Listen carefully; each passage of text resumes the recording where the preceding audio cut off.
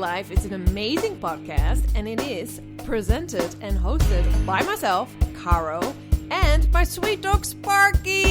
Give it up for him. So Go For Your Life actually means to do something to your heart's content.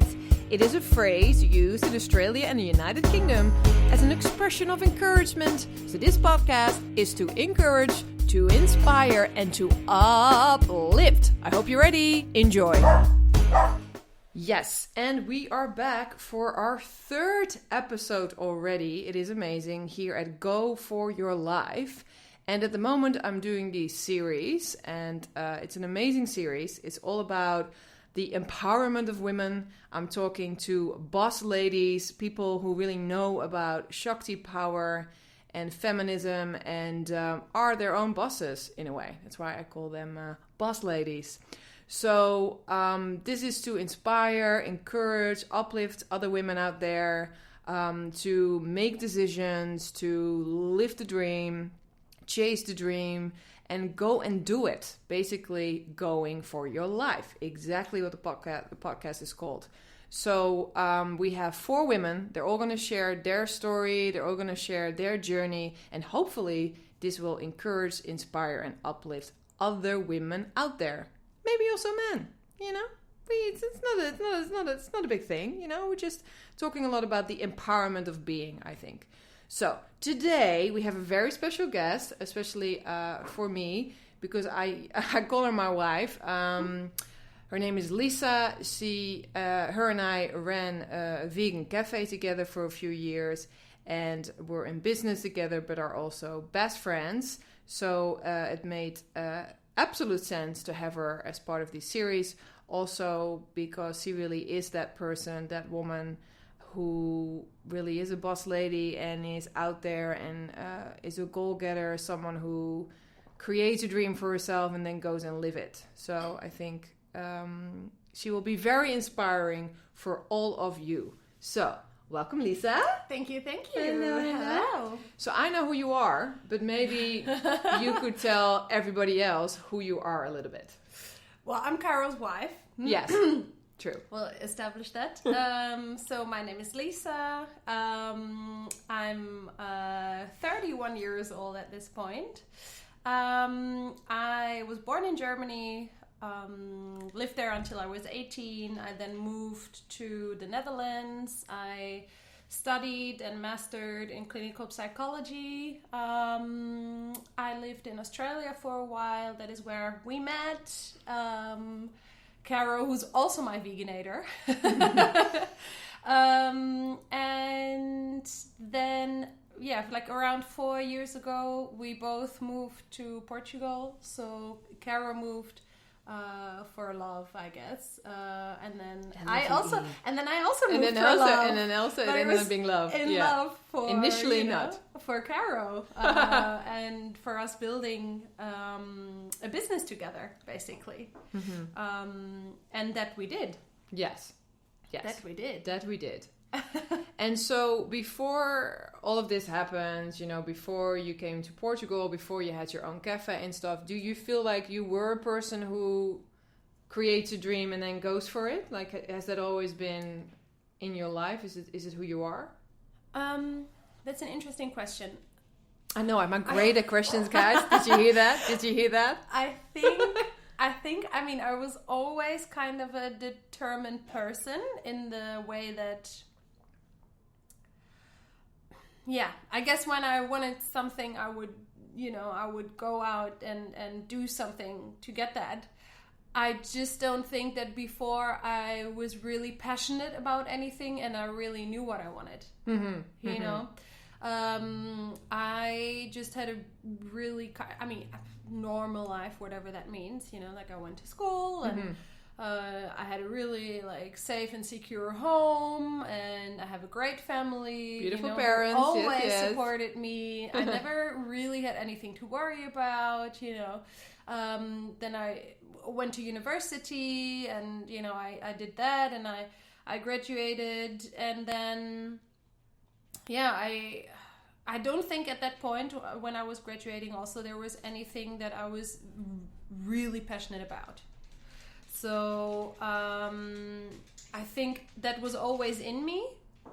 But I think you also need something to be passionate about that you want to go out and creates get. That creates the drive for you, basically. Yes, So exactly. you're saying the drive comes from the passion of wanting to do something and something. Finding something in life that that you are passionate about. You know. How did it come to you? What's your story there? Well, I mean, that is very much connected to our story. You know, I think that when I met you, I was not a vegan. And of course, like I was in touch with, you know, vegetarianism and veganism before. It was not something completely new to me, but it was not something that maybe I would have considered for myself. And, you know, I met, when I moved to Australia, I met you, and I got introduced to veganism by you, you know, by translating your cookbook into German, and just being surrounded by a community of people that was also, not mainly, but a lot of people were vegan, and that's how I became a vegan as well. And the more I learned about it, the more that became something for me that I was really and am really passionate about, you know. It was something that then turned out to make so much sense for me, that is something that I'm passionate about and that I want to share with other people, you know. And from that came that drive to go and start a business, you know. Yeah. And so, like, because, you know, a lot of people are passionate about something, you know, and most people say, oh, I'm so passionate about this, but I could never, like, for example, if they talk to you, like, I would never open my own cafe. I mean, I love what you, like, we always heard that, oh, we love what you guys are doing, we could never do that. Like, would you give them, what kind of advice would you give to these people? Because it's, you know, it's one to have a passion, but it's two to then also make something happen with this passion. Like, what, from what you did, what would you tell others? I mean, I am in a very privileged position in the sense that I have a family that is always supporting me. And I know that even though they don't always like what I do in the beginning, you know, they're like, I remember that. What? She's going to move to Portugal now, and then she's going to open a cafe? Like, what? You know? So even though they're, you know, my parents, basically, they're not always, you know, like super enthusiastic about what I do from the first moment, but I know that they will always have my back. So that is a very privileged position for me that I was in, and I'm always and still in, that I have the security, like I can try things, and if they go wrong, they will still love me. And if I need help, they will help me, you know. So that is a privileged position to be in. But then, I mean, I look around me and I see people who are maybe not in that same privileged position and who also manage to do it, you know. And I think it's mainly the determination. Is very important. Is important, like. Because would it be different, you think, for you in your situation if you didn't have these awesome... Give it up for the parents of Lisa. You Christina! Would it be different? Like, would you have done the same thing? Another great question, Caro. First of all, I would not be the person that I am today without them. Yeah. So I don't know how it would all be, but definitely I think But in this situation, for example, with a cafe, I'd like to think that I would have done it anyways, because I have also always done things in life that, as I said, like my parents were not so happy about excited in the beginning. about. You know, I was not. I mean, we are having a great relationship now, but I was not a great teenager for them. You know, we had some years of, and I always did what I wanted to do. You know?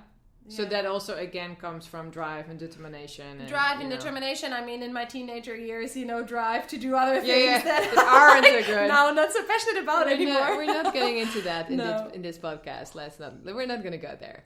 But let's go. So we're going to come back to your passion, starting the cafe. I mean, how was that for you when we started the cafe, but also, you know, like you decided, okay, this cafe is going to be in my name. I'm in a country that isn't my country, learning a new language, which you did incredibly well, you know, like how it's good to describe the journey of that, because I think that's extremely inspiring to share. So, I mean, we were here one weekend, and then I really loved the city. So, but I mean, it was only a weekend, so I left, and then I, you know, went back to Holland, where I was living at the time, and just, you know, gathering, like working a bit more, like waiting for the good moment to move over here, and then when I arrived in Lisbon.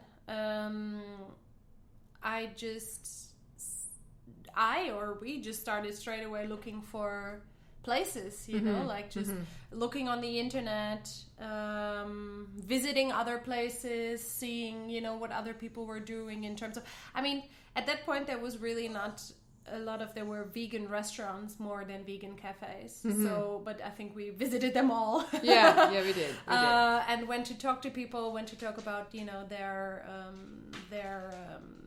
experiences, and we're just, you know, putting myself and ourselves out there. I think, you know, like we were constantly checking online for spaces. We were going to events. We were going to markets. I think we were doing everything. I was learning the language, you know. I went to City Hall to get like the information that you need on, you know, the legal side of opening that business, you know, just putting yourself out there, really, you know, proactive. Yeah. And to start your own business, you know, like this, I mean, we started, and you started your own business in Portugal, but to start your own business in general, like what for you were, especially emotionally and personally, spiritually, I guess, what were the good things, what were the bad things? Like, can you remember how it was like in that first period of, I'm going to start this? Yeah. I mean, once we found a place, then you can really kind of start working on, you know, the physical space and, you know, all of that.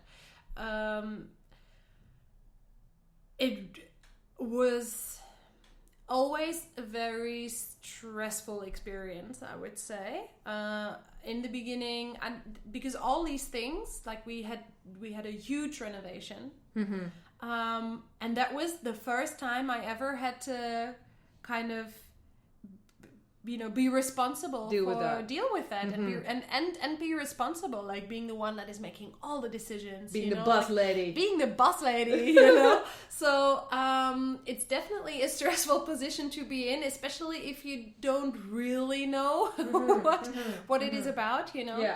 But I mean, it's also amazing then when you see the result and you can see something that where you can say, like, this is how I imagine it to be, you know, like this is how your vision is my vision. This is also my hard work, and it's something to be proud of, you know.